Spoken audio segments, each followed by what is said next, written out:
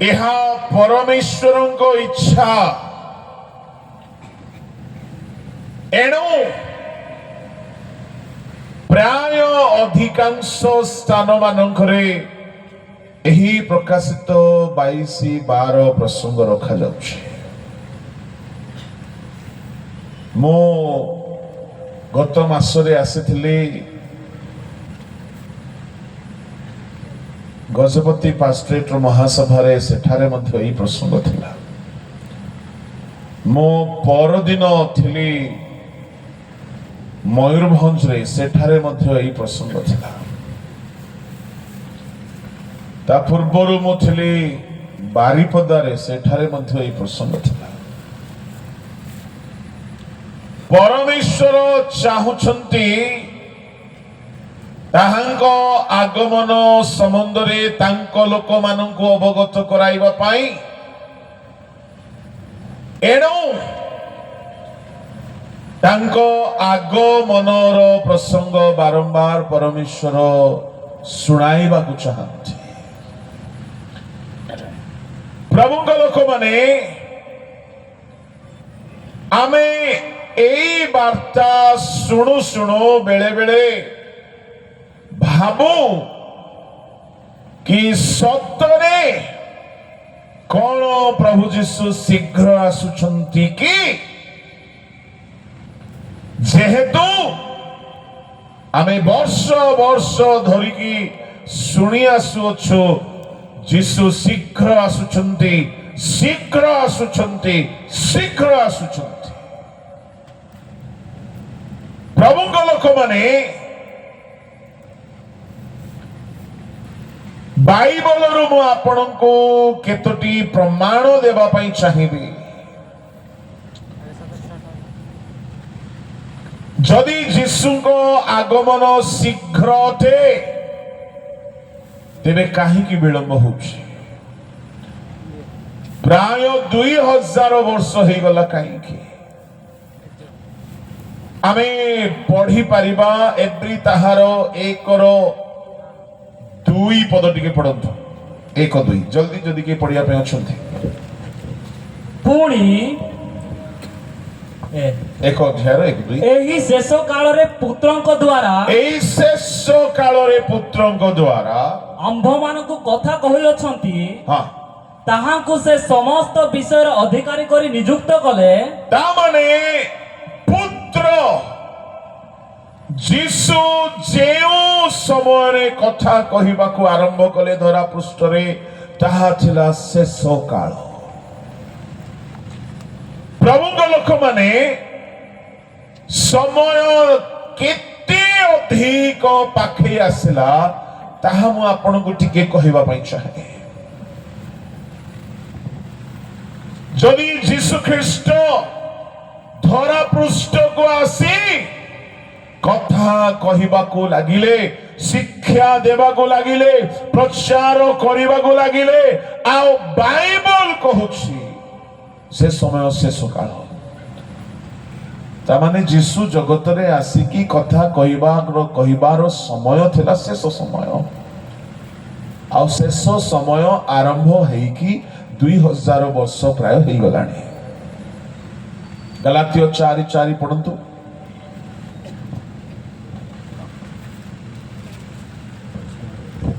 କିନ୍ତୁ କାଳ ସମ୍ପୂର୍ଣ୍ଣ ହୁଅନ୍ତେ ଈଶ୍ୱର ଆପଣା ନିକଟରୁ ନିଜ ପୁତ୍ରଙ୍କୁ ପ୍ରେରଣ କଲେ। ସେ ସ୍ତ୍ରୀ ଜାତ ହୋଇ ବ୍ୟବସ୍ଥାଧୀନ ହେଲେ। କାଳ ଆରମ୍ଭ ହୁଅନ୍ତେ ବୋଲି କୁହାଯାଏ ନାହିଁ, କାଳ ସମ୍ପୂର୍ଣ୍ଣ ହୁଅନ୍ତେ। ତାମାନେ ସମୟ ଶେଷ ହେଲା ବେଳକୁ ପରମେଶ୍ୱର ଯୀଶୁଙ୍କୁ ପଠାଇଲେ ଜଗତକୁ। ତାମାନେ ଯୀଶୁ ଜଗତରେ ଜନ୍ମ ନେବାର ସମୟ ଶେଷ ସମୟ ଥିଲା। ଆଉ ଗୋଟେ ପ୍ରମାଣ ଆମେ ଦେଖିବାକୁ ପାଉ, ମାର୍କ 1:15 ପଢନ୍ତୁ।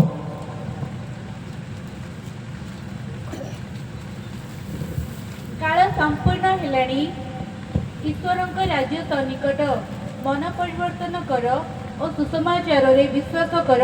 ଯୀଶୁ ପ୍ରଚାର କରି କହିବାକୁ ଲାଗିଲେ, କାଳ ସମ୍ପୂର୍ଣ୍ଣ ହେଲାଣି, काल समाप्त हेलानी प्रभु को लोक माने मु कहिबा पई चाहे यीशु आज को 2000 वर्ष पूर्वे प्राय ए जगत रे आसीथिले आउ से प्रचार कले जन्म हेइथिले आउ से घोषणा करबा को लागिले बाइबल बारंबार कहउछि यीशु को जन्म हेबा समय शेष समय ताहेले यीशु जन्म हेइकी 2000 वर्ष हेइ गलानी एबे की समय जदि यीशुଙ୍କର प्रचार करबा समय शेष समय यीशुଙ୍କର जन्म हेबा समय शेष समय तेबे एबे केते अधिक समय शेष हेइ जाई नथिबो मु आपनको कहूची यीशुଙ୍କ जन्म हेबा समय शेष समय ताहेले एबे शेष समय नाही यीशुଙ୍କ जन्म हेबार समय शेष समय थिला एबे शेष समयर अंतिम समय अंतिम बोली कहिले कोन पिला माने जो माने साहित्य रे पास को तो जहा अंत हेबा को जाउछि 2000 वर्ष हेलानी शेष समय बोली कि ता माने एबे अंत हेबा को जाउछि प्रभु को लोक माने मने करंतु मु आपन को उदाहरण कहिबी मने करंतु रात्रि 10टा बेले को मीटिंग समाप्त होबो 6टा बेले आरंभ होला आपन कहिबे वर्तमान आरंभ समय 8टा हे गला वर्तमान अधा समय सतला 9टा हेला आपण कहिबे शेष हेबार समय पाखे आसिलानी 9टा अधे हेला आपण कहिबे शेष समय आसीगला 9टा 55 हेला आपण कहिबे शेष समय आसीगला बस शेष हो 9टा बाजी करी 58 हेला बस बस बस आउ अल्प समय अछि अति अल्प समय अछि किंतु 9टा बाजी करी 69 मिनिट हे करी 69 सेकेंड जदि हे जाई छी आ केते समय बाकी अछि एक गोटे समय घड़ी बंद हे सेमिति आमे शेष कालर शेष पर्यायर शेष क्षण रे अछि जे कोनोसी समय रे प्रभु यीशु आसी जिबे कोन भाबुछंती एणु समय को जानंतु आ समय मुताबिक काम करंतु नहले बहुत धोखा हि जिवो बहुत क्षति हि जिवो शीघ्र बोली कहिले ये शीघ्र शब्द एक समय को सूचाइबार शब्द देखो आमे विलंब बोली कहिले नाही विलंब रे आसुची बोली कहि थन्ते ताहा भी गोटे समय को उपस्थापन करूछि से कहिले देखो आमे शीघ्र आसुछु ता माने समयर प्राधान्यता को प्रभु बुझाइबा को चाहुछन्ति प्रभु को लोक माने मु आपन को बाइबल रु केतोटी प्रमाण देबा पई चाहे जदि समय शेष हे आसिलानी सुनंतु शेष समय रे केमिति काम करा जाए आरंभ समय रे केमिति काम करा जाए जानिबा दरकार जदि आरंभ समय रे काम कला परी शेष रे करिवो आपण बहुत क्षति रे पड़िबे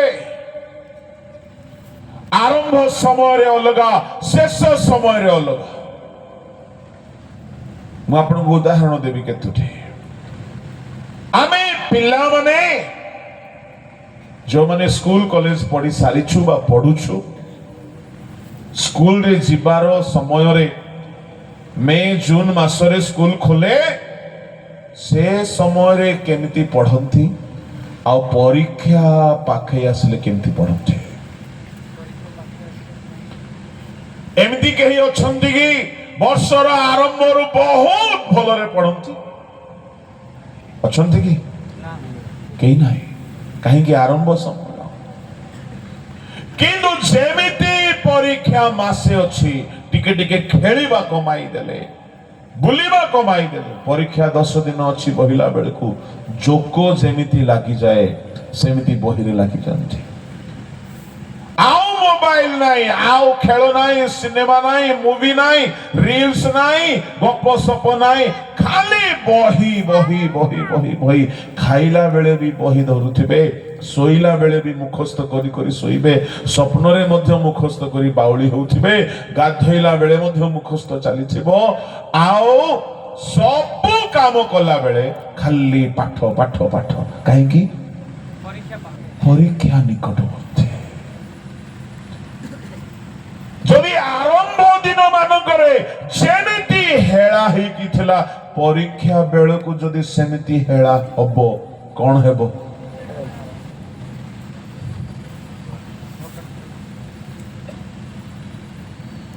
ବହୁତ କ୍ଷତି। ବର୍ଷର ପରିଶ୍ରମ ବେକାର ହେଇଯିବ, ଟଙ୍କା ବେକାର ହେଇଗଲା, ତାର ସ୍କୁଲର ଫିସ୍ ବେକାର ହେଇଗଲା, ତାର ସବୁ ପଇସା ବେକାର ହେଇଗଲା। କାହିଁକି? ସେ ଶେଷ ସମୟରେ ସଦ୍ବ୍ୟବହାର କଲା ନାହିଁ। ମୁଁ ଆପଣଙ୍କୁ କହିବା ପାଇଁ ଚାହେଁ, ଠିକ ସେମିତି ଆରମ୍ଭ ଦିନ ମାନଙ୍କରେ ଆପଣ କେମିତି ଖ୍ରୀଷ୍ଟିଆନ ଜୀବନ ବିତାଇଥିଲେ ଛାଡ଼ି ଦିଅନ୍ତୁ, ଭୁଲି ଯାଆନ୍ତୁ। କିନ୍ତୁ ବର୍ତ୍ତମାନ ଆପଣ ଆଗମନ ପାଖେଇ ଗଲାଣି, ଅବହେଳା ହେଇକି ବିତାଇଲେ ବହୁତ କ୍ଷତି ହେଇଯିବ। ଜଣେ ମା, ଆଉ ଗୋଟିଏ ଉଦାହରଣ କହୁଛି, ଗୋଟିଏ ମା ଯଦି ଗର୍ଭବତୀ, ଗୋଟିଏ ସ୍ତ୍ରୀ ଯଦି ଗର୍ଭବତୀ ହେଇଛି, ପ୍ରଥମ ମାସ ଦ୍ୱିତୀୟ ମାସ ବେଳକୁ ସେ ଏତେ ଚିନ୍ତା କରେ ନାହିଁ। ବଣକୁ ବି ଯାଏ, କାଠ ବି ହାଣେ, କାଠ ବି ବୋହିକି ଆଣେ, ଆଉ କ୍ଷେତରେ କାମ କରେ, ବିଲରେ କାମ କରେ, ରୋଷେଇ କରେ, ଚଲାବୁଲା କରେ, ସବୁ କାମ କରେ। ଯେମିତି ଯେମିତି ଅଷ୍ଟମ ମାସ 9 ମାସ ହେଇଗଲା, ତାର ପରିଶ୍ରମ କମାଇ ଦିଏ। କାହିଁକି? ପ୍ରସବ ସନ୍ନିକଟ। ପ୍ରଥମ ଦ୍ୱିତୀୟ ତୃତୀୟ ମାସରେ ଦୌଡ଼ା ଦୌଡ଼ି କଲେ ବି କିଛି ଅସୁବିଧା ପ୍ରାୟତଃ ହୁଏ ନାହିଁ। ନବମ ମାସ ବେଳକୁ ଦୌଡ଼ିବ ତ କଣ ହେବ? ମା ଛୁଆ ସ୍ୱାହା। କାହିଁକି? ସମୟ ଅନୁସାରେ ସେ ସାବଧାନ ହେଲା ନାହିଁ। କଣ ଭାବୁଛନ୍ତି? ଏଣୁ ପ୍ରଭୁଙ୍କ ଲୋକମାନେ କାହିଁକି ପିମ୍ପୁଡ଼ିକୁ ଜ୍ଞାନବାନ ବୋଲି କୁହାଗଲା? ପିମ୍ପୁଡ଼ିକୁ ଏଥିପାଇଁ ପୃଥିବୀରେ ସବୁଠାରୁ ଜ୍ଞାନବାନ ଚାରି ପ୍ରାଣୀଙ୍କ ମଧ୍ୟରେ ନାମ ଦିଆଗଲା, ଯେହେତୁ ସେ ସମୟକୁ ଜାଣିକି କାମ କରେ। ତାର ଏହା ଥିଲା ସ୍ପେଶାଲିଟି। 30 ଅଧ୍ୟାୟର 24 ପଦ ପଢନ୍ତୁ। ହିତୋପଦେଶ, ହିତୋପଦେଶ ବାହାର କରନ୍ତୁ, ତାହାର 30 ଅଧ୍ୟାୟର 24 ପଦ। ଚାରି ପ୍ରାଣୀ ପୃଥିବୀରେ ସାନ ସାନ ମାତ୍ର ଅତିଶୟ ଜ୍ଞାନବାନ। ପିମ୍ପୁଡ଼ି ଗଣ ଦୁର୍ବଳ ଜାତି, ତଥାପି ଗ୍ରୀଷ୍ମ କାଳରେ ଆହାର ସଞ୍ଚୟ କରନ୍ତି। ବସ ରହିଯାଉଛି ସେଠାରେ। ପିମ୍ପୁଡ଼ି, ସାଫନ, ବୁଢିଆଣୀ, ମାଙ୍କଡସା ଏମାନଙ୍କର ବର୍ଣ୍ଣନା କରାଯାଇଛି। ପଙ୍ଗପାଳ ଏମାନଙ୍କର ସ୍ୱତନ୍ତ୍ର ସ୍ୱତନ୍ତ୍ର ବିଶେଷତା ଅଛି। ଜ୍ଞାନୀ ବୋଲି କୁହାଗଲା। ହେଲେ ପିମ୍ପୁଡ଼ିର ଜ୍ଞାନ କଣ? ଏ ଜ୍ଞାନୀ ମାନଙ୍କ ଧାଡିରେ ପିମ୍ପୁଡ଼ି ନମ୍ବର 1। କାହିଁକି ନମ୍ବର 1? ସେ ସମୟର ସଦ୍ବ୍ୟବହାର କରେ। ହିତୋପଦେଶ 6:6-8 ପଢନ୍ତୁ। ହେ ଅଳସୁଆ, ତୁମ୍ଭେ ପିମ୍ପୁଡ଼ି ପାଖକୁ ଯାଅ, ତାହାର କ୍ରିୟା ବିବେଚନା କର। ଷ୍ଟଡି କର ସେ କେମିତି କାମ କରୁଛି। ହୁଅ ଜ୍ଞାନୀ ହୁଅ। ତାହାର ବିଚାରକର୍ତ୍ତା କି ଅଧ୍ୟକ୍ଷ କି ପ୍ରଭୁ କେହି ନଥିଲେ ହେଁ, ତାହାକୁ ଗାଇଡ କରିବା ପାଇଁ, ତାହାକୁ ରୁଲ କରିବା ପାଇଁ, ଡିସିପ୍ଲିନ କରିବା ପାଇଁ, ଶିଖାଇବା ପାଇଁ, ମନିଟରିଂ କରିବା ପାଇଁ, ଲିଡ କରିବା ପାଇଁ କେହି ନଥିଲେ ହେଁ, ସେ ଗ୍ରୀଷ୍ମ କାଳରେ ଆପଣା ଖାଦ୍ୟ ପ୍ରସ୍ତୁତ କରେ। କୋଉ କାଳରେ? କାହିଁକି? କେହି ତାକୁ କହିବା ଲୋକ ନାହିଁ। ମୁଁ ବହୁ ଚିନ୍ତା କଲି ସେ କେମିତି ଜାଣି ଦେଉଛି ଯେ ଏଇଟା ଗ୍ରୀଷ୍ମ କାଳ ବୋଲି। କେଉଁ ମୌସମ ପାଣିପାଗ ବିଭାଗରୁ ତାକୁ ମେସେଜ ଆସୁଛି? କିଏ ତାକୁ କହୁଛି ଏଇଟା ଗ୍ରୀଷ୍ମ କାଳ ବୋଲି? କୋଉ ନ୍ୟୁଜ ଚ୍ୟାନେଲରୁ ସେ ନ୍ୟୁଜ ପାଉଛି? କିଏ ତାକୁ କହିବା ଲୋକ ନାହାନ୍ତି। ସେ ନିଜେ ଜାଣିଦିଏ। କାହିଁକି? ପ୍ରଭୁ ତାକୁ ସେତିକି ବୁଦ୍ଧି ଦେଇଛନ୍ତି। ସାନ ପ୍ରାଣୀ କିନ୍ତୁ ସେ କାଳକୁ ଚିହ୍ନେ, କାଳକୁ ଜାଣେ। ଏ ଗ୍ରୀଷ୍ମ କାଳ ଯେମିତି ଆସିଗଲା ସେ ଅନୁଭବ କରେ ଏତେ ଉତ୍ତାପ ହେଉଛି, ତା ମାନେ ଏ କାଳ ହେଉଛି ଖାଦ୍ୟ ସଞ୍ଚୟ କରିବାର କାଳ। କେହି କହୁନାହାନ୍ତି ସେ କାହିଁକି ସଞ୍ଚୟ କରେ? ଯେହେତୁ ଗ୍ରୀଷ୍ମ ପରେ କେଉଁ କାଳ ଆସିବ? ବର୍ଷା। ସେ ଜାଣେ ଏବେ ଯଦି ମୁଁ ଫସଲ ସଞ୍ଚୟ କରିବି ନାହିଁ, ଏହା ପରେ ବର୍ଷା ଆସିଲେ ଭୋକରେ ମରିବେ। ଏଇଥିପାଇଁ ତାହାକୁ ଜ୍ଞାନବାନ କୁହାଗଲା। ତାମାନେ ପିମ୍ପୁଡ଼ିର ଜ୍ଞାନବାନ ହେବାର କର୍ମ ହେଉଛି ଭବିଷ୍ୟତର ଦିନମାନଙ୍କୁ ସେ ଭଲରେ ବିତେଇବାକୁ ଚାହୁଁଛି। ଭବିଷ୍ୟତ ଦୁଃଖରେ ନ ପଡ଼ିବା ପାଇଁ ସେ ଚାହୁଁଛି। ଏଣୁକରି ବାଇବଲ ତାକୁ ଜ୍ଞାନୀ ବୋଲି ନାଁ ଦେଲା। ଭବିଷ୍ୟତରେ ସେ କଷ୍ଟ ଭୋଗିବାକୁ ଚାହୁଁନାହିଁ। ଭବିଷ୍ୟତରେ ସେ ଅଭାବରେ ରହିବାକୁ ଚାହୁଁନାହିଁ। ଭବିଷ୍ୟତରେ ସେ ସୁଖରେ, ଶାନ୍ତିରେ, ନିରାପଦରେ ରହିବାକୁ ଚାହୁଁଛି। ଶୁଣ, ଏବେ ଆମୋଦ ପ୍ରମୋଦ ଭୋଗ ବିଳାସ ପାପ କରିକି ସୁଖ ଭୋଗ କରିକି ଭବିଷ୍ୟତ ନର୍କରେ ଦୁଃଖରେ ବିତାଇବା ଲୋକ ହଉଛି ଜ୍ଞାନୀ ନା ମୂର୍ଖ? ମୂର୍ଖ। ପିମ୍ପୁଡ଼ି ଠାରୁ ଶିଖ କଣ? ନିଜର ଭବିଷ୍ୟତକୁ ସେକ୍ୟୁର କରିବା ଶିଖ। ଯେଉଁମାନେ ଭବିଷ୍ୟତକୁ ସୁରକ୍ଷିତ କରିନାହାନ୍ତି ତାଙ୍କ ଠାରୁ ବଡ ମୂର୍ଖ କେହି ନାହିଁ। ଦୁନିଆରେ କଣ ଦେଖୁନା, ଯୋଉମାନେ ଭବିଷ୍ୟତକୁ ଚିନ୍ତା କରନ୍ତି, ମୁଁ ବଡ ଅଫିସର ହେବି, ମୁଁ ବଡ ଗାଡି, ଘର, ବଙ୍ଗଲୋ, ବହୁତ ସମ୍ପତ୍ତି ବାଲା ହେବି, ସେମାନେ ଭବିଷ୍ୟତକୁ ସୁଖମୟ କରିବା ପାଇଁ ପିଲାବେଳେ ଯୌବନ କାଳେ ପରିଶ୍ରମ କରନ୍ତି। ଆଉ ଆମର ବାଳୁଙ୍ଗା ମାନେ ଭବିଷ୍ୟତର ଚିନ୍ତା ହିଁ ନାହିଁ। ସ୍କୁଲ ଗଲେ ବି ମା ବାପାକୁ ଠକୁଛନ୍ତି। କାହାକୁ ତୁମେ ଠକୁଛ? ନିଜର ଭବିଷ୍ୟତକୁ ତୁମେ ଠକୁଛ, ମା ବାପାକୁ ନାହିଁ। ତୁମେ କାହାକୁ ଚିଟିଂ କରୁଛ? ନିଜର ଭବିଷ୍ୟତକୁ ଯଦି ଗଢୁ ନାହଁ, ତାହେଲେ ଭବିଷ୍ୟତର ଜୀବନ ଯଦି ଦୁଃଖରେ କଟିଲା, ଆପଣ କେବେ ବି ଆଦର୍ଶ ହେଇପାରିବେ ନାହିଁ କି ଲୋକ ତୁମକୁ ଦେଖି ଶିଖିବେ। କେବେ ବି ଆପଣ ସୁଖ ଶାନ୍ତି ପାଇପାରିବେ ନାହିଁ। କାହିଁକି? ଭବିଷ୍ୟତ ସୁଖରେ ରହିବା ଦରକାର, ଭବିଷ୍ୟତ ଆନନ୍ଦରେ ରହିବା ଦରକାର। ଏଣୁ ଅବ୍ରାହମ ଧନୀକୁ କହିଲେ, ପୁଅରେ, ମତେ ବଡ କଷ୍ଟ ଲାଗୁଛି ସେ ଶବ୍ଦ। ଅବ୍ରାହମ ସ୍ୱର୍ଗରୁ ନର୍କରେ ଥିବା ଧନୀକୁ କଣ ବୋଲି ସମ୍ବୋଧନ କଲେ? ପୁଅରେ। ତାମାନେ ସେ ବି ଗୋଟେ ପୁଅ ଯିଏକି ନର୍କରେ ଅଛି। କେମିତି ପୁଅ ସିଏ? ଯେ ନିଜର ଭବିଷ୍ୟତକୁ ସୁରକ୍ଷିତ କରି ନ ପାରିବା ପୁଅ। ଈଶ୍ୱରଙ୍କ ଦୁଇ ପ୍ରକାର ପୁଅ ଅଛନ୍ତି, ଗୋଟେ ହେଲା ଅପବ୍ୟୟୀ, ଗୋଟେ ହେଲା ଯଥାର୍ଥବାଦୀ। ଅନାଜ୍ଞାବହ ସନ୍ତାନ, ଆଜ୍ଞାବହ ସନ୍ତାନ। ନର୍କଗାମୀ ପୁଅ ମାନେ, ସ୍ୱର୍ଗଗାମୀ ପୁଅ ମାନେ। କାହିଁକି? ଅବ୍ରାହମ କହିଲେ, ପୁଅରେ, ତୁ ଭଲ ବିଷୟ ସବୁ ପାଉଥିଲୁ, ଆଉ ଏବେ କଷ୍ଟ ପାଉଛୁ। ଆଉ ଏ ଲାଜାର କଷ୍ଟ ପାଉଥିଲା, ଏବେ ସୁଖ ପାଉଛି। জ্ঞানবান ସିଏ ଅଟେ ଯେ ଭବିଷ୍ୟତକୁ ସୁରକ୍ଷିତ କରେ।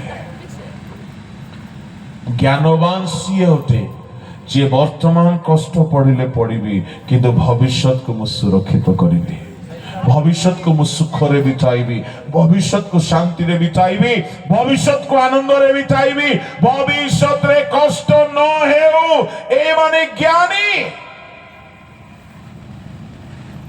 ଆଉ ଶୁଣନ୍ତୁ, ଭବିଷ୍ୟତ ପିମ୍ପୁଡ଼ିର ଭବିଷ୍ୟତ ଅଳ୍ପ ଦିନ, କିନ୍ତୁ ଆମର ଭବିଷ୍ୟତ ଅନନ୍ତ କାଳ ଅଟେ। ଗୋଟିଏ ମାସେ ନାହିଁ, ବର୍ଷେ ନାହିଁ, 2 ବର୍ଷ ନାହିଁ, 100 ବର୍ଷ ନାହିଁ, 1000 ବର୍ଷ ନାହିଁ। ଶୁଣନ୍ତୁ ଶୁଣନ୍ତୁ ଶୁଣନ୍ତୁ, କୋଟି କୋଟି ଯୁଗ ଯୁଗ ଯୁଗ ସୀମାହୀନ ଅନନ୍ତ ସମୟ ଯାଏ ସୁଖ ପାଇବେ। ସ୍ୱର୍ଗରେ ରୋଗ ନାହିଁ, ସ୍ୱର୍ଗରେ ଅଶ୍ରୁ ନାହିଁ, ସ୍ୱର୍ଗରେ କ୍ଷୁଧା ନାହିଁ, ସ୍ୱର୍ଗରେ ତୃଷା ନାହିଁ, ସ୍ୱର୍ଗରେ ଶୈତାନ ନାହିଁ, ସ୍ୱର୍ଗରେ ଅଶାନ୍ତି ନାହିଁ, ସ୍ୱର୍ଗରେ ସମସ୍ୟା ନାହିଁ, ସ୍ୱର୍ଗରେ ବିପଦ ନାହିଁ। ସବୁଦିନ ଆପଣ ସୁଖ ଶାନ୍ତିରେ ରହିବେ ଯଦି ଏଇ ଅଳ୍ପ ଦିନ କାଳ ଯଦି ଆପଣ ପ୍ରସ୍ତୁତ ହେଇଯିବେ। ଭାବି ଦେଖନ୍ତୁ କେଡ଼େ ବଡ଼ ମୂର୍ଖ ସେମାନେ ଯେଉଁମାନେ ଏ ଅଳ୍ପ ଦିନ 60-70 ବର୍ଷର ଆୟୁଷରେ ଜୀବନକୁ ଅଶୁଚି କରି, କିଏ ତ ମୋବାଇଲରେ ଅଶୁଚି ହେଉଛି, କିଏ ତ ଟୋକି ସାଙ୍ଗରେ ଟୋକା ସାଙ୍ଗରେ, କିଏ ତ ସିନେମାରେ ସିରିଏଲରେ, କିଏ ତ ମଦରେ, କିଏ ତ ପାପରେ, କିଏ ତ ଗଞ୍ଜେଇରେ, କିଏ ତ ଚୋରି କରିବାରେ, କିଏ ତ ବ୍ୟଭିଚାର କରିବାରେ, କିଏ ତ ମଦ୍ୟ ବେପାରରେ, କିଏ ତ ଆଉ କିଛି ଅଳ୍ପ ଦିନର ସୁଖ। ମୁଁ ଆପଣଙ୍କୁ କହିବା ପାଇଁ ଚାହେଁ, ଯଦି এই ଜଗତରେ ଅଳ୍ପ ଦିନ ଆମର ପରମାୟୁ, ଆଇବ ପୁସ୍ତକରେ ଲେଖା ଅଛି, ଆଇବ ତାହାର ବାହାର କରନ୍ତୁ 14 ଅଧ୍ୟାୟରେ ମନୁଷ୍ୟର ପରମାୟୁ କେତେ, ତାର 1, 2, 3 ପଦ ଟିକେ ପଢନ୍ତୁ।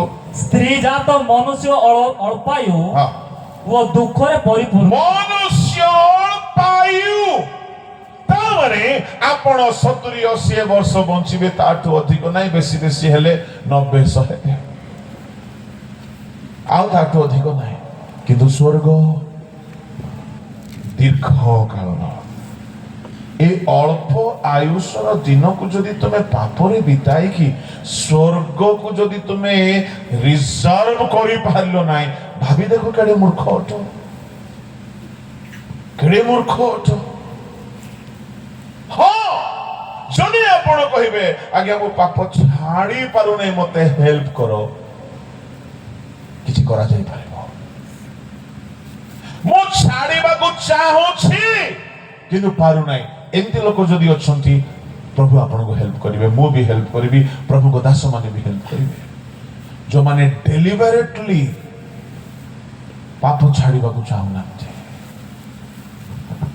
କିଛି କରାଯାଇପାରିବ ନାହିଁ।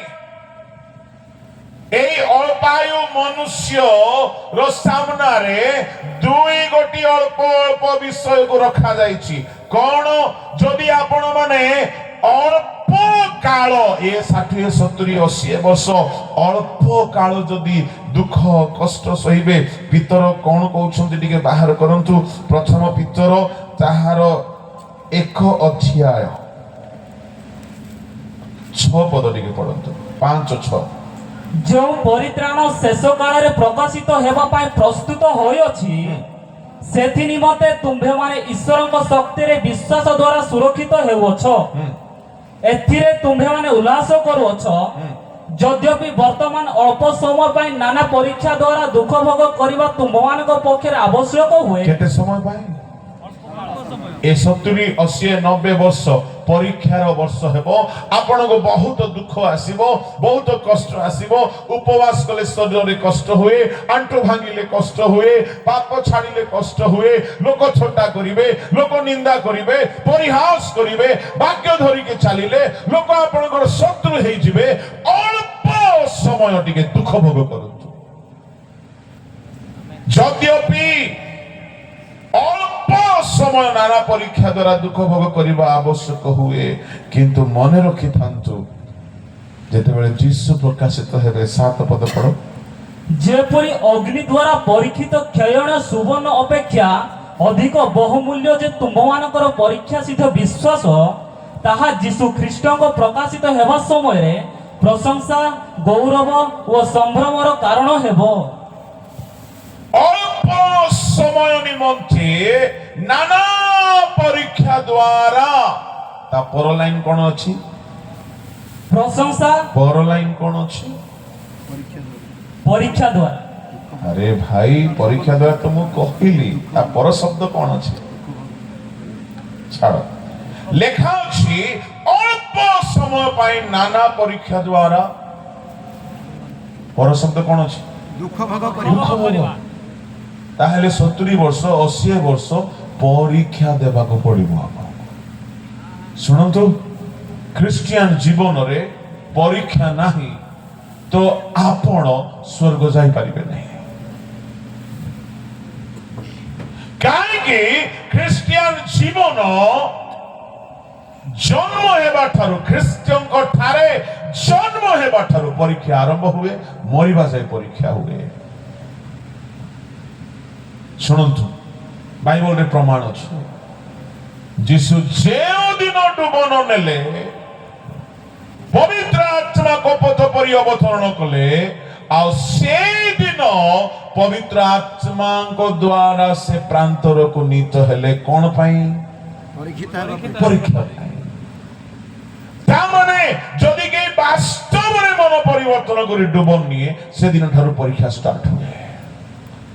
ଆଉ ଯୀଶୁଙ୍କୁ ପରୀକ୍ଷା ହେଉଥିଲା କେବେ ଯାଏ ପରୀକ୍ଷା ହେଲା କ୍ରୁଶରେ ମରିବା ଯାଏ। ଯୀଶୁ ଗେଥସିମନିରେ କହିଲେ ପରୀକ୍ଷାରେ ଯେପରି ନ ପଡ ପ୍ରାର୍ଥନା କର। ତାମାନେ ଡୁବନ ନେବା ଦିନ ଠାରୁ ପରୀକ୍ଷା ଷ୍ଟାର୍ଟ ହୁଏ, ମରିବା ଯାଏ ଶେଷ ନିଶ୍ୱାସ ଯାଏ ପରୀକ୍ଷା ଚାଲିଥାଏ। ଶୁଣନ୍ତୁ ପରୀକ୍ଷାରେ କଣ ମିଳେ ଲେଖା ଅଛି ଦୁଃଖ ଭୋଗ। ଆଇବକୁ ଏତେ ଦୁଃଖ ପଡିଲା। ପରୀକ୍ଷା ଚାରି ଦିଗରୁ ଆସେ। ନମ୍ବର 1 ପରମେଶ୍ୱର ପରୀକ୍ଷା କରନ୍ତି, ନମ୍ବର 2 ଶୈତାନ ପରୀକ୍ଷା କରେ, ନମ୍ବର 3 ଶତ୍ରୁମାନେ ପରୀକ୍ଷା କରନ୍ତି, ନମ୍ବର 4 ଆମେ ନିଜେ ନିଜକୁ ପରୀକ୍ଷା କରୁ। ପରମେଶ୍ୱର ଆଇବକୁ ପରୀକ୍ଷା କଲେ। ଆଦି ପୁସ୍ତକ 22:1 ପରମେଶ୍ୱର ଆଇବକୁ ନୁହଁ ଅବ୍ରାହମକୁ ପରୀକ୍ଷା କଲେ। ଶୈତାନ ଆଇବକୁ ପରୀକ୍ଷା କଲା, ଶୈତାନ ଶିଷ୍ୟମାନଙ୍କୁ ପରୀକ୍ଷା କଲା। ଲୁକ 22:30-31 ରେ ଶୈତାନ ଯୀଶୁଙ୍କୁ ପରୀକ୍ଷା କଲା। ଶୈତାନ ସ୍ମରଣା ମଣ୍ଡଳ ଲୋକମାନଙ୍କୁ ପରୀକ୍ଷା କଲା। ପ୍ରକାଶିତ 2:10 ରେ। ଆଚ୍ଛା ଶୁଣ, ପରୀକ୍ଷା ଯଦି ନାହିଁ ତ ପ୍ରମୋଶନ ନାହିଁ। ପରୀକ୍ଷା କଷ୍ଟ ଲାଗେ, ପରୀକ୍ଷା ପେନଫୁଲ ଅଟେ। ଆପଣ ଶୋଇବା ଛାଡ଼ିଦେବେ, ଆପଣ ସ୍କୁଲର ପରୀକ୍ଷା ବେଳକୁ ଖାଇବା ଛାଡ଼ି ଦିଅନ୍ତି, ଆପଣ ନିଦ ଭୁଲି ଯାଆନ୍ତି, ଆପଣଙ୍କୁ ଶରୀରରେ କଷ୍ଟ ହୁଏ, ଆପଣ ଡିଷ୍ଟର୍ବ ହେଇଯାଆନ୍ତି। କିନ୍ତୁ ପରୀକ୍ଷା ଯଦି ଲେଖିବେ ନାହିଁ ଆପଣ ଉଚ୍ଚ କ୍ଲାସକୁ ଯିବେ ନାହିଁ। ଯିଏ ବହୁତ ଭଲରେ ପରୀକ୍ଷା ପାଇଁ ପ୍ରସ୍ତୁତ ହୁଏ ସେ ଭଲ ନମ୍ବର ରଖି ପାସ୍ ହୁଏ। ଭଲ ନମ୍ବର ଯଦି ଆଣିଲା ତାକୁ ଖୋଜିକି ସରକାର ଚାକିରି ଦିଏ। ସେ ଗାଁର ଗୌରବ ବଢାଏ, ପରିବାରର ଗୌରବ ବଢାଏ, ସମାଜର ଗୌରବ ବଢାଏ, ନିଜର ଗୌରବ ବଢାଏ। ତାକୁ ଦେଖିଲେ ଲୋକ ଖୁସି ହୁଅନ୍ତି। କାହିଁକି? ପରୀକ୍ଷାକୁ ଭଲରେ ସେ ଲେଖିଛି। ଶୁଣ ଶୁଣ, ଏତେ ସହଜ ନାହିଁ ସ୍ୱର୍ଗ ଯିବା। ସ୍ୱର୍ଗ ଯିବା ପାଇଁ ବି ଏ ଅଳ୍ପ କାଳର ପରମାୟୁରେ ଆପଣଙ୍କୁ ନାନା ପରୀକ୍ଷା ଦ୍ୱାରା ଯେତେ ଦୁଃଖ ଆସିଲେ ବି ଯଦି ଆପଣ ସହିବେ ଆଉ ପରୀକ୍ଷାରେ ଉତ୍ତୀର୍ଣ୍ଣ ହେବେ ତେବେ ଯାଇକି ସ୍ୱର୍ଗରେ ଆପଣ ଗୌରବ, ଶାନ୍ତି, ଆନନ୍ଦ ଅନନ୍ତ କାଳ ପାଇବେ। ତା ମାନେ ପରୀକ୍ଷାରେ ଯଦି ପାସ୍ ନାହିଁ ସ୍ୱର୍ଗରେ ଏଣ୍ଟ୍ରି ନାହିଁ। କାହିଁକି? ପରୀକ୍ଷା ବିନା, ପରୀକ୍ଷାରେ ଉତ୍ତୀର୍ଣ୍ଣ ହେବା ବିନା ପ୍ରଭୁ ସ୍ୱର୍ଗରେ ସ୍ଥାନ ଦେବେ ନାହିଁ। ଜାଣିଛନ୍ତି ସ୍କୁଲରେ pre test, assessment, practical test final board जेमती हुए डुबन ठारू आरंभ करी मरिबा जाए गुड़ाए परीक्षा चलीथिबो आपण केते मात्रा रे पाप छाड़ी छंती प्रभु परीक्षा करिवे गोटे दिन नहीं अनेक दिन करिवे आपण केते मात्रा रे नम्र होई छंती प्रभु परीक्षा करिवे आपण कहिबे प्रभु मु पवित्र होई गली प्रभु परीक्षा करिवे आयुब को तार सहिष्णुतार परीक्षा करा गला प्रेमर परीक्षा करा गला जोसेफ को पवित्रतार परीक्षा करा गला 11 वर्ष गोटे स्त्री लोक ताकू बहुत प्रकार लोभ देखाउछि 11 वर्ष गोटे दिन नहीं आउ जोसेफ उस परीक्षा को जय कले एनो परीक्षा जय कला परे परे 2 वर्ष परे मिस्र देश सेते बेले सर्व शक्तिशाली देश थिला से देशर सबठारु उच्च द्वितीय पद जोसेफ पाइथिले परीक्षा रे उत्तीर्ण नहीं तो उन्नति नहीं अच्छा मरण पर्यंत परीक्षा किंतु मरी गला परे परीक्षा सरी गला भाबुछन्ते कि मरी गला परे की परीक्षा आ गोटे परीक्षा अच्छे आ गोटे परीक्षा अच्छे मरी गला परे भी गोटे परीक्षा अच्छे को परीक्षा जानिछन्ते विचार दिन रे परीक्षा हबो परंतु प्रथम करिंदी 3 अध्याय तार 12 13 पद मु एहा आसंता काली की कहि पढि दियो किंतु जदि कहीं सही भित्तिमूल उपरे सोना रूपा बहुमूल्य पत्थर काठ घास बा छण दे निर्माण करे ताहा हेले प्रत्येक जनर कर्म की प्रकार ताहा प्रकाश पाइबो कारण सही दिन ताहा प्रकाश करिबो जेणु सही दिन अग्नि सहित प्रकाशित हेबो आ प्रत्येक लोकर कर्म की प्रकार सही अग्नि परीक्षा करिबो से दिन विचार दिन जागो महादिन बोली कहा जाए परमेश्वर स्वर्ग रे प्रवेश कराइबा पूर्वरु प्रतिटी व्यक्ति को से परीक्षा कला परे ही जे उत्तीर्ण हेबो ताकू प्रवेश कराइबे एते सहज नहीं प्रभु आमे सभारे जाइथिलु आमे वाक्य सुनिथिलु आमे नाचिथिलु प्रभु बाण फुटे फुटे कौन भाबुछन्ती प्रभु खुशी हेजिबे आमे धूली उठी देइथिलु कौन प्रभु खुशी हेजिबे नहीं आमे बहुत बड़ प्रोग्राम करिथिलु कौन भाबुछन्ती से समस्त को परीक्षा करिवे इंक्लूडिंग पास्टर्स लीडर्स स्पीकर्स आमे गोटे परिबा को घर को आनिबा पूर्वरु परीक्षा करिके देखु आखिरे देखिकी परीक्षा करू हाथ रे छुई की परीक्षा करू भेंडी को हेले केमती परीक्षा करू भांगी बैगण को हेले चिप्पी की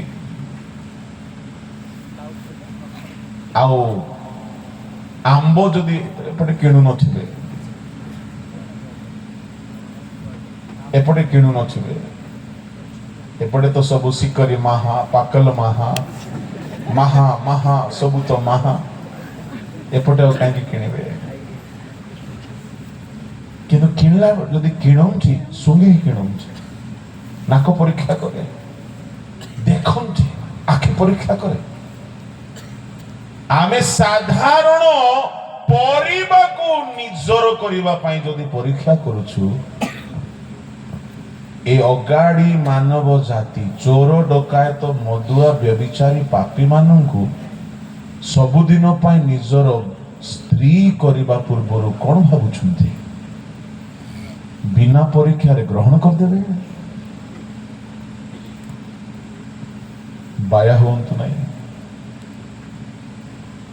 आमे लुगाटी को किनिबा पाई हेले देखो देखो कहू वाओ बढ़िया हेची दुकानी कहिदेला बढ़िया हेची आपण बढ़िया हेची कहिले सत्तरे भलो देखा जाउची जे ठीक दियंतु छुई की परीक्षा कर छुईले जानी देउ जे ना দেখা যাଉଛି ଭଲ କିନ୍ତୁ ଏଇଟା ଦେହକୁ ଜଳେଇବ।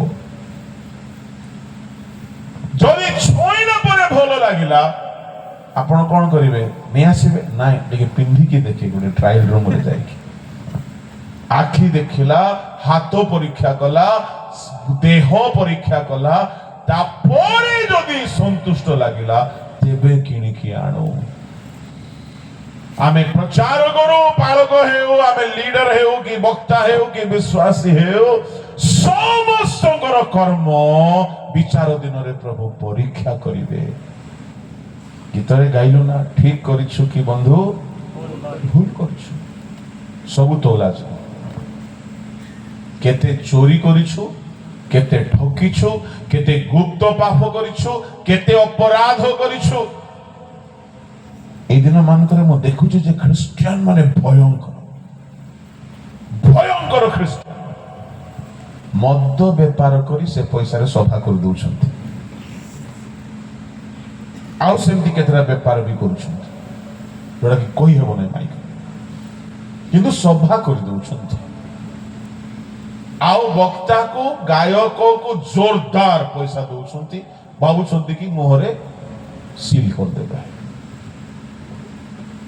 ମୁଁ ଗୋଟିଏ ସଭାକୁ ଯାଇଛି, ମୁଁ ଜାଣି ନାହିଁ, ସଭା ସବୁ ସରିଗଲା ପରେ ଜଣେ କହିଲା, ଆଜ୍ଞା ଜାଣିଛନ୍ତି କୋଉ ପଇସାରେ ସଭା ହେଲା?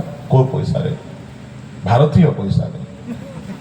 ନାଇଁ ନାଇଁ, ଭାରତୀୟ ଗାନ୍ଧୀ ବାବୁଙ୍କ ମୁଣ୍ଡର ଛବି ଥିଲା ଯେ, କିନ୍ତୁ ସେଠି ଅଲଗା ମୁଣ୍ଡ ଯାକ ବି ଥିଲା। ଆଜ୍ଞା କୋଉ ମୁଣ୍ଡ? ସେ ଯୋଉ ମୁଖ୍ୟ ଲୋକଟା, ତାର ମଦ ବିଜନେସ ଅଛି,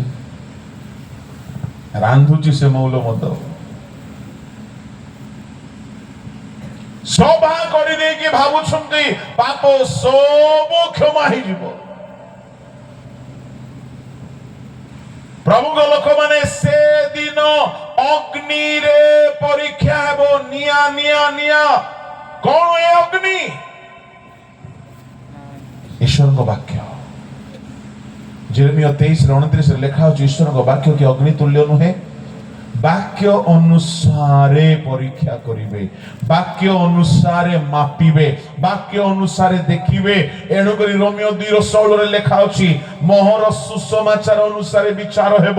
ତା ମାନେ ପାଉଲ କହିଲେ ମୋର ବାକ୍ୟ ଅନୁସାରେ ବିଚାର ହେବ। ତା ମାନେ ବିଚାର ଦିନରେ ପୁସ୍ତକ ମାନ ଫିଟାଇ ଦିଆଯିବ, ଆଉ ଜୀବନ ପୁସ୍ତକ ଫିଟାଇ ଦିଆଯିବ, ଅନେକ ପୁସ୍ତକ ଫିଟାଇ ଦିଆଯିବ, ଈଶ୍ୱରଙ୍କ ବାକ୍ୟ ଫିଟାଇ ଦିଆଯିବ। ବାକ୍ୟ ଅନୁସାରେ ଯାହାର ଜୀବନ ଠିକ ନାହିଁ, ବାକ୍ୟ ରୂପକ ଅଗ୍ନିରେ ପରୀକ୍ଷା କଲା ବେଳେ ଯଦି ଆପଣଙ୍କ କର୍ମ, ଆପଣଙ୍କ ଜୀବନ ଠିକ ଅଛି, ଆପଣ ରକ୍ଷା ପାଇବେ। ଶୁଣନ୍ତୁ, ଡୁବନ ନେବା ଦିନ ଠାରୁ ପରୀକ୍ଷା ଷ୍ଟାର୍ଟ ହୁଏ, ବିଚାର ଦିନ ପର୍ଯ୍ୟନ୍ତ ପରୀକ୍ଷା ଚାଲିଥାଏ। ଆଉ ପରୀକ୍ଷା ସବୁବେଳେ ଦୁଃଖଦାୟକ ଅଟେ।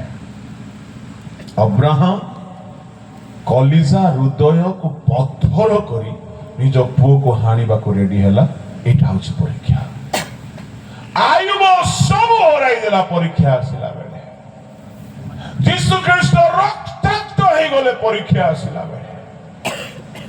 ତେଣୁ ଖ୍ରୀଷ୍ଟିଆନ ଜୀବନରେ ଆରମ୍ଭରୁ ଶେଷ ଯାଏ ପରୀକ୍ଷା। କିଛି ଅସୁବିଧା ନାହିଁ, କିଛି ଅସୁବିଧା ନାହିଁ। କାହିଁକି ଅସୁବିଧା ନାହିଁ? ଶୁଣନ୍ତୁ, ଏଇଟା ପୁଣି ଅଳ୍ପ ଦିନର ପରୀକ୍ଷା।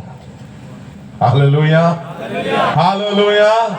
ତା ମାନେ ଏ 70, 80, 90 ବର୍ଷ ପରୀକ୍ଷା ହେଉ, କିଛି ଅସୁବିଧା ନାହିଁ। କିନ୍ତୁ ଯୋଉ ଦିନ ପରୀକ୍ଷା ସରିବ, ସ୍ୱର୍ଗରେ ଅନନ୍ତ କାଳ ଆନନ୍ଦରେ ଆମେ ଭୋଗ କରିବା। 2-3 ଲୋକକୁ ହିଁ ଖୁସି ଲାଗିଲା, ବାକି ସବୁ ଫେଲ ଷ୍ଟୁଡେଣ୍ଟ ତ କାହିଁକି ଖୁସି ଲାଗିବ? ପାସ୍ ହେବା ଧାଡିରେ ଥିଲେ ସିନା ଟିକେ ହେଲେ ହଁ ମୁଁ ପାସ୍ ହେଲେ। ମୋର ଗୋଟେ ସାଙ୍ଗ ଥିଲା, କ୍ଲାସମେଟ, ପରୀକ୍ଷା ଦିନ ବଡ ଖୁସିରେ ଆସିବ ସେ। କାହିଁକି ତୁ ଏତେ ଖୁସି ବୋଲି କହିଲେ? ଆରେ ୟାର ସବ ଡଟ লিয়া, ସବୁ ରେଡି କରିଛି ମୁଁ। ସ୍କୁଲରେ ଟପର, କ୍ଲାସରେ ଟପର, ପରୀକ୍ଷା ବେଳେ ବଡ ଖୁସିରେ ରେଡି ହେଇକି ଥିବ। କେତେବେଳେ ପରୀକ୍ଷା ସରିବ ତାପରେ ନାଚି ନାଚିକି ଘରକୁ ଯିବ। କାହିଁକି? ଘରେ ଯାଇକି ପ୍ରଥମେ କରେକ୍ସନ କରିବ, କେତେ ମାର୍କ ଆସିବ କହିଦେବ, 95 ଆସିବ, 96 ଆସିବ। ତାକୁ ଟିଚର ବି ଦେଖିଲେ ଖୁସିରେ କଥା ହେବେ ଆଉ ବାକି ଷ୍ଟୁଡେଣ୍ଟକୁ କୁକୁର ବିଲେଇ ପରି ଘୋଡ଼ିବେ। କଣ ଭାବୁଛନ୍ତି? ମୁଁ ବକ୍ତା ପଣିଆ ଦେଖେଇଦେଲେ ସ୍ୱର୍ଗରେ ସ୍ଥାନ ମିଳିବ ନାହିଁ। ଯେତେବେଳେ ପାପର ପରୀକ୍ଷା ଗୁଡାକ ଆସିଲେ ମୁଁ ଯଦି ଜୟ କଲି, ପରମେଶ୍ୱର ମତେ ଦେଖିଲେ ସମ୍ଭ୍ରମ ଦେବେ।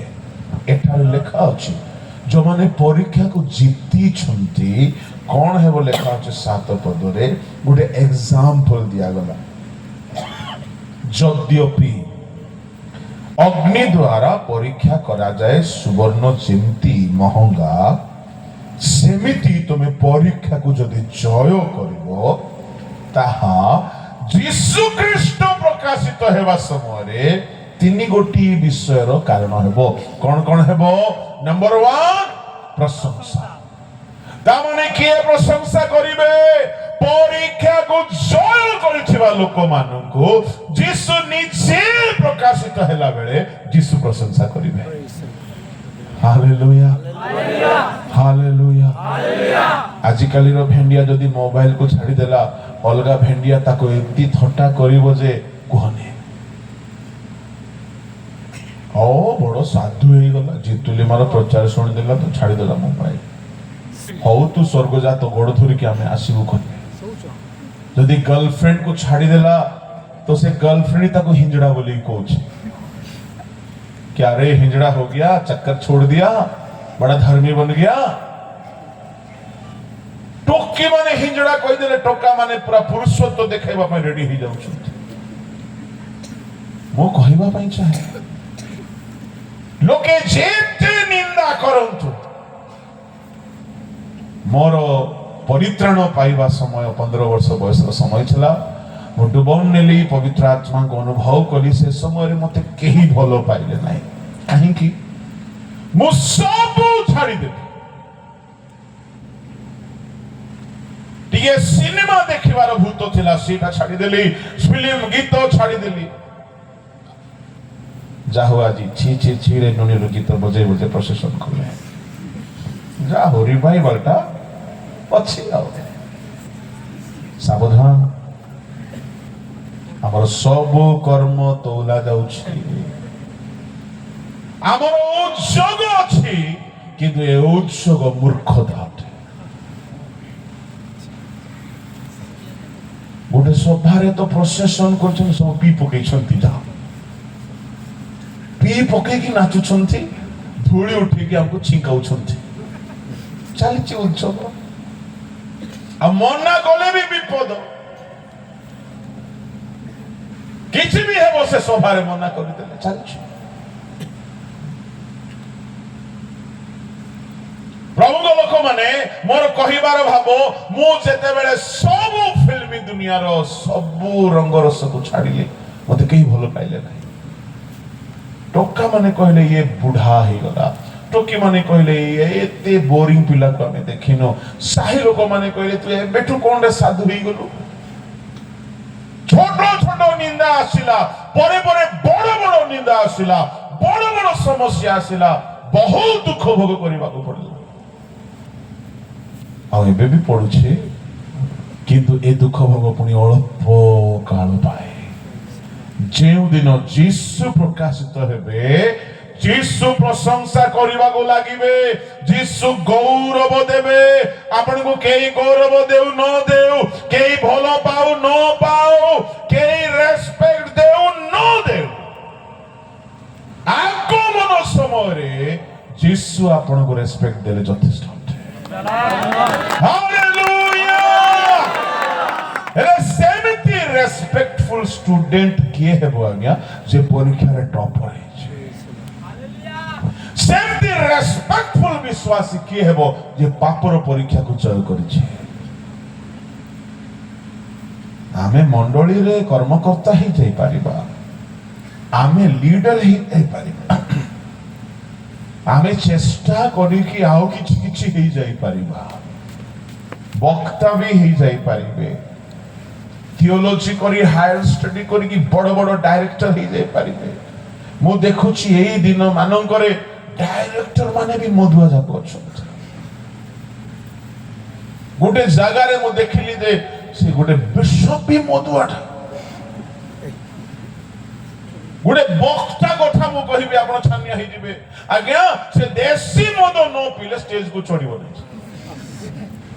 आ पीला पोरे भयंकर प्रचार करिवो घंटाटी न पीले करिवो नहीं चले छे एबे सबु बाळुंगा आ भलो एका संगरे बढुछु चले छे मो आपनको कहबा पई चाहे बड़ मारात्मक हो गलानी आम ख्रिस्टियन कम्युनिटी किंतु जो माने आज आपण सुनुछंती सुनंतु ए अल्प दिनर जीवन यात्रा रे पापर सब परीक्षा को जय करंतु जय करिबा लोक को निंदा आसीबो दुख आसीबो काहेकि जोसेफ जेल गला से परीक्षा को जय करबा को चाहिला से पोटिफर स्त्रीर कथारे हाँ रे हाँ मिसे दे था मजा नहीं था पापर से घरे रजा ही था से किंतु अनंत काल सजा पाई था से क्षणिक सुख को चाहिला नहीं अल्प कालर सुख को केबे भी चाहिबा नहीं एणु मु मध्य 15 वर्ष बयस रे संसारर सब भोग विलास को छाड़िबार स्थिर कले मत कहीं प्रश्न करुले आपण एते कम बयस रे केमती ए जाय आसी गले सिंपल कथा सब प्रभुंकर अनुग्रह अटे आ किछि नाही किंतु हाँ परीक्षा तो मते भी आसी आपण को भी आसी जे पास हेबो सी ही अपर क्लास को जीवो सिंपल फैक्ट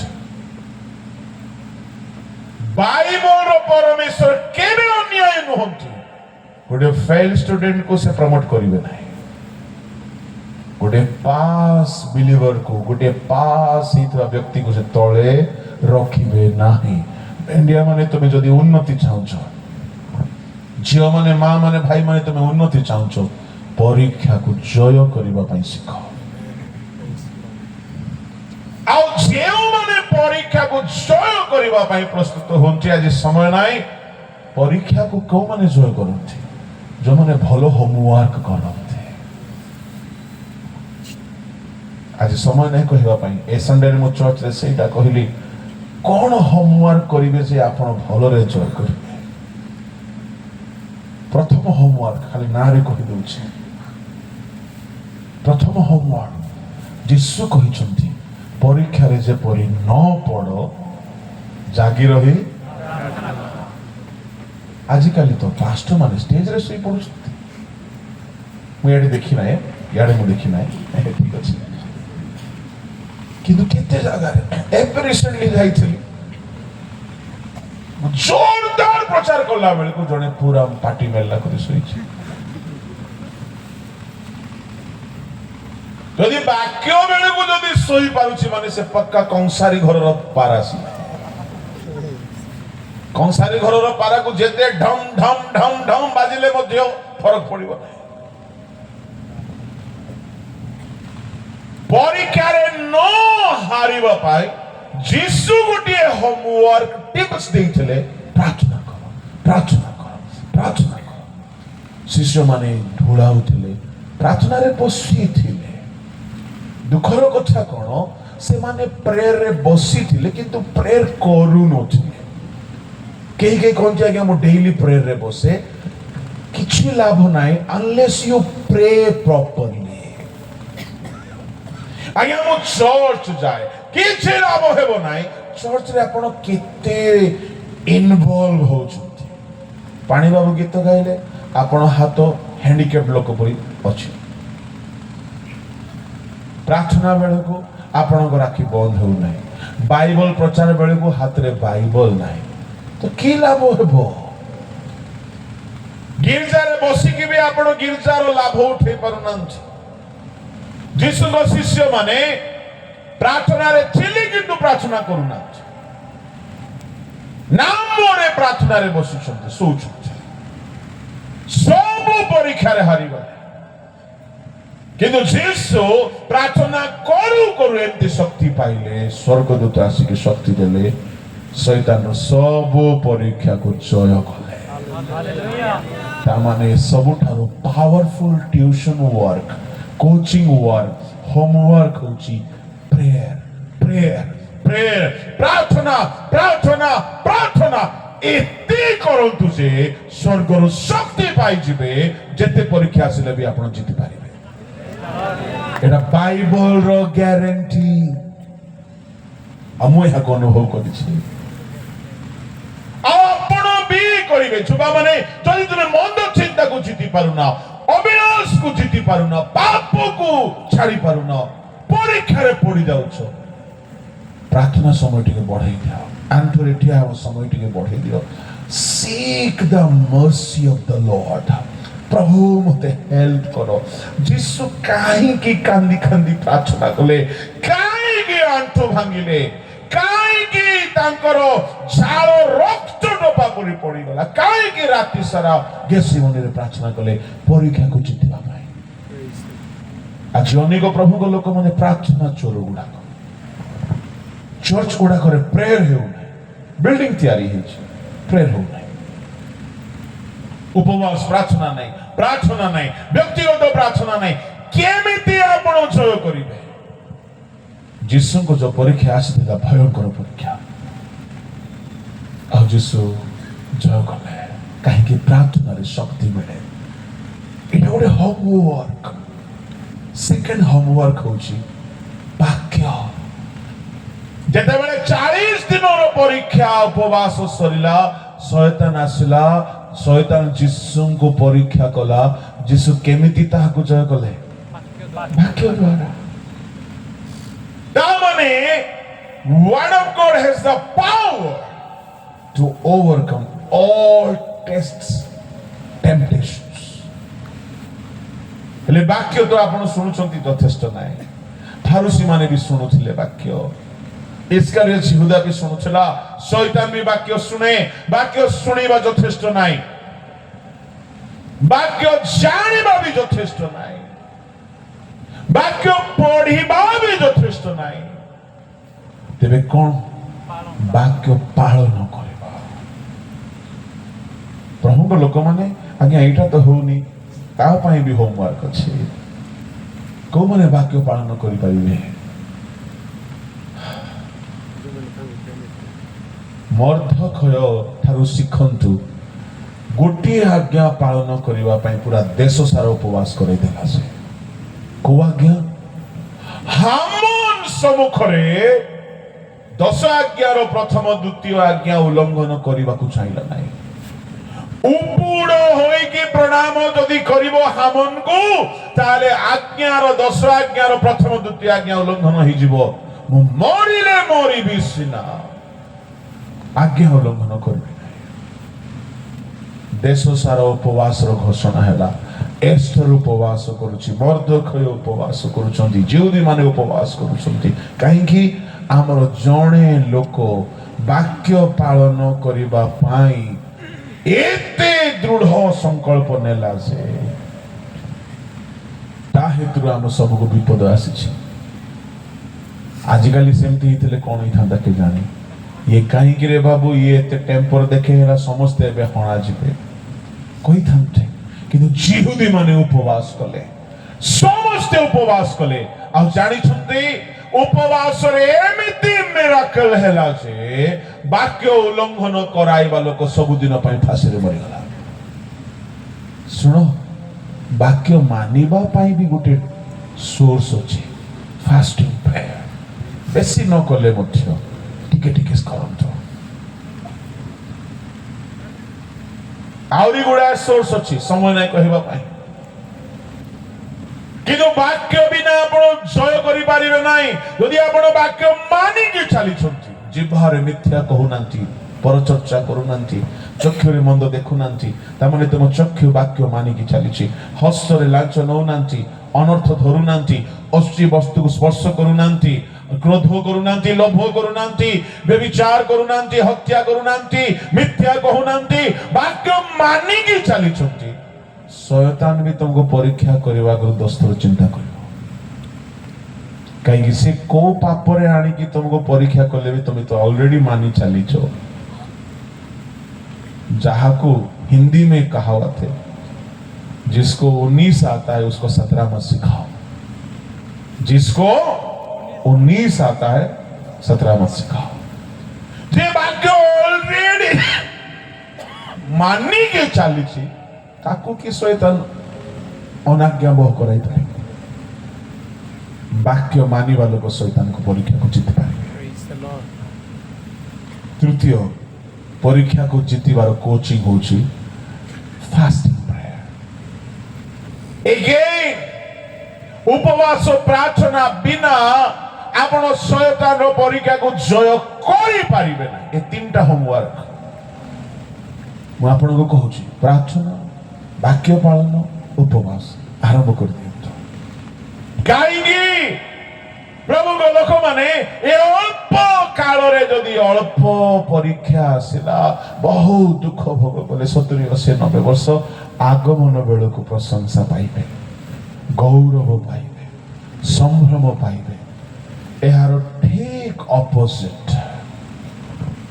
जदि वर्तमान सुख पाइले पापर क्षणिक सुख।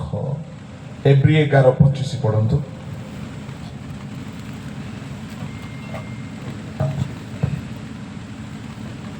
पापर क्षणिक सुख भोग अपेक्षा ईश्वर को लोक मान सहित बरम दुख भोग करने को से पसंद कले। तामाने पापरे क्षणिक सुख अछि आ परीक्षा रे अल्प कालर परीक्षा किंतु बहुत दुख अछि।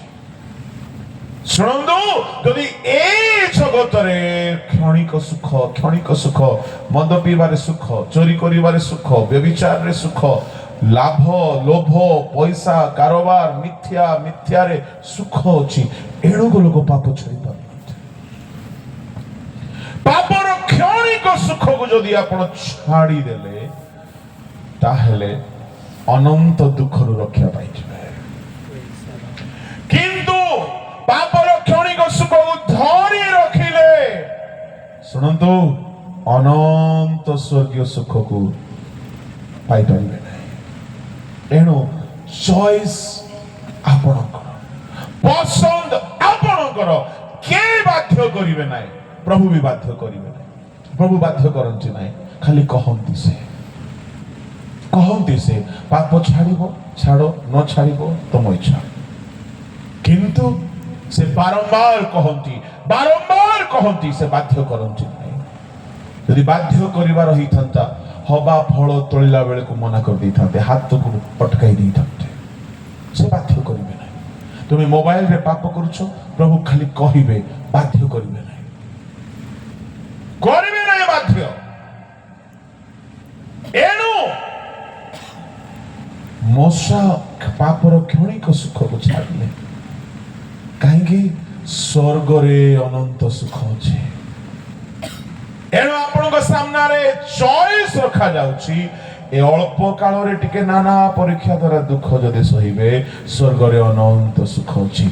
ए अल्प काल रो क्षणिक सुख पाइबे, नरक रे अनंत दुख अछि। आपन को चॉइस। किंतु मन रखि थांतु यीशु शीघ्र आसुछन्ते। एणु समय अनुसार काम करतु। पिंपड़ी परी ही जानतु से जाने काल सरी आसिला, वर्षा काल रे दुख अछि, अभाव अछि, कष्ट अछि, अनाहार हेबो। एणु से प्रस्तुत हो जाए, परिश्रम करे आ से भविष्य को सुरक्षित करे। से ज्ञानवान सुबुद्धि निर्बुद्धि कन्या कथा आपण जानते। कहीं से निर्बुद्धि कुआगला, समय अनुसार प्रस्तुत ही ना। हाथ में पैसा अच्छी तेल किणवा बल अच्छी चलिकी जावाई, संभवतः दुकान भी खोला थो किंतु एमाने ढोलई शोचते। आगरू जदि जाइकी किणिकी रखि थांते, निर्बुद्धि ना मिल न था, प्रवेश करि थांते। काहे निर्बुद्धि ना मिलिला? समय थाऊ रेडी हेले नाई, समय थाऊ दुकानी पाखु गले नाई, समय थाऊ तेल किणी ना। मु गोटे कथा कहिके सारुछि। ସଭା ହେଉଥିବ ସଭା ଚାଲିଥିବ ହଠାତ୍ ଦିନେ ଚୋର ଆସିଲେ ଯେମିତି ଜଣା ପଡେ ନାହିଁ ଯୀଶୁ ଆସିଯିବେ। ମୁଁ କାଲିକି ଆପଣଙ୍କୁ କହିବି 5 ଗୋଟି ପ୍ରମାଣ କହିବି କି ଯୀଶୁଙ୍କ ଆଗମନ ବାସ୍ତବରେ ଆଉ ବିଳମ୍ବ ନାହିଁ। ଆଜି ସମୟ ନାହିଁ, ସମୟ ସରି ଆସିଲା। ମୁଁ ଏହା କହିକି ସମାପ୍ତ କରୁଛି, ହଠାତ୍ ପ୍ରଭୁ ଆସିବେ। ଏଣୁ ଆଜି ଯଦି ପ୍ରଭୁଙ୍କ ବାଣୀ ଶୁଣୁଛ ବିଳମ୍ବ ବୋଲି ଭାବନ୍ତୁ ନାହିଁ। ଯଦି ପ୍ରଭୁ ବିଳମ୍ବ କରୁଛନ୍ତି ଏଇଥିପାଇଁ, ଯଦି ଆଗମନ ଯଦି ହେଇଯାଇଥାନ୍ତା 30 ବର୍ଷ ତଳେ, 40 ବର୍ଷ ତଳେ, 50 ବର୍ଷ ତଳେ, ଏ ସୁନ୍ଦର ପଙ୍କା ମାଣ୍ଡି ପଙ୍କା ଲୋକମାନେ ଯାଇଥାନ୍ତେ କି? ଯଦି ଆଜିକୁ 50 ବର୍ଷ ତଳେ ଆଗମନ ହେଇଯାଇଥାନ୍ତା ଜିତୁଲି ମା ସ୍ୱର୍ଗ ଯାଇନଥାନ୍ତା। କାହିଁକି ବିଳମ୍ବ ହେଉଛି? ମତେ ପ୍ରଭୁ ନେବା ପାଇଁ ବୋଲି ଗୋଟେ ଲେଟ୍ କରୁଛନ୍ତି। କାହିଁକି ବିଳମ୍ବ ହେଉଛି? କାହାରିକୁ ସେ ନେବା ପାଇଁ ବୋଲି ବିଳମ୍ବ କରୁଛନ୍ତି। ଏଣୁ ବିଳମ୍ବ ସେ କେବେ କରନ୍ତି ନାହିଁ। ଯଦି କରୁଛନ୍ତି ସେ କାହାରିକୁ ଲକ୍ଷ୍ୟରେ ରଖିଛନ୍ତି, ସୁଯୋଗ ଦେଉଛନ୍ତି। କିନ୍ତୁ ଶୁଣନ୍ତୁ, ସେ ବିଳମ୍ବ ସର୍ବଦା କରିବେ ନାହିଁ। ଏଣୁ ଆଜି ଯଦି ପ୍ରଭୁଙ୍କର ଶୁଣୁଛ ମନ ପରିବର୍ତ୍ତନ କର। ଆସନ୍ତୁ ଚକ୍ଷୁ ବନ୍ଦ କର।